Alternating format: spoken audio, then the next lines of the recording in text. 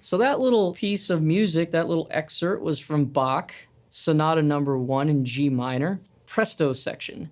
It is a great example of a concept called octave displacement, which Bach used a lot, and I think is a great idea for creating really unique sounding lines. I'll play it again.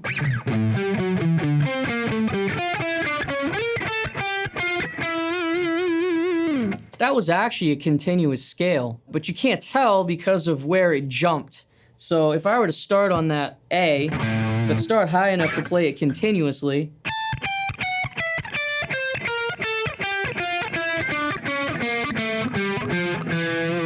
that's the notes, that's the same notes. It just was continuously going down a scale. But what happened was he starts low instead of high, and then says, oh, I have enough room to jump up the opposite interval I was going down. And that's the general idea for octave displacement. So if the interval was going down, which he wants to go to a G, so he said, well, instead of going down to the G, I'll go up to the G. And then from the G, plays the four notes that go in line with that.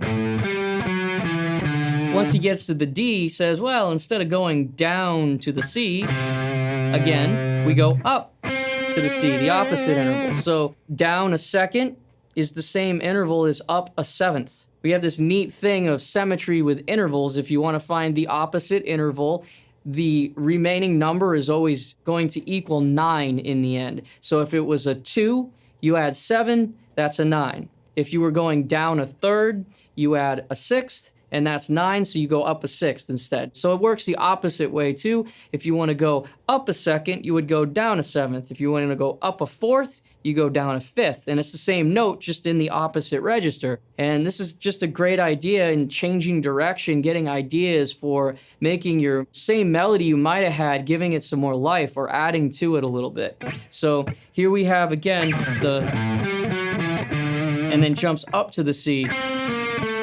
Now it would normally go down to the F, but he goes up to the F. And would normally go down to the B flat, but he goes up to the B flat.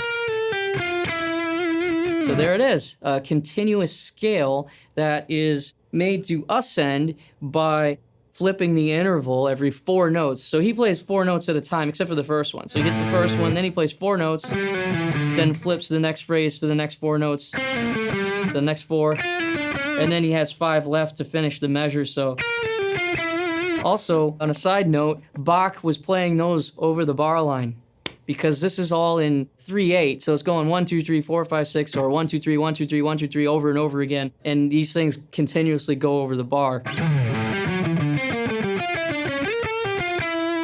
So it's a neat little phrase. So here's a way to break down the guitar, to start breaking down some shapes on the guitar that will give you seconds and sevenths. So one little exercise you can play is to find 3 notes sequentially on the top string, somewhere high.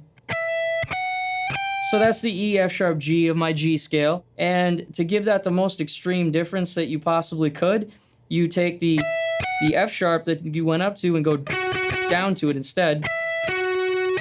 So there's one option. Same thing. And then if I want to make it even more extreme, make all 3 of them in a different register. That's your G there. So you get... So that's a neat little thing. So instead of ending your scale, you could go... So take a look at all of the different ways and examples that I put together which demonstrate this octave displacement idea, and have some fun with it.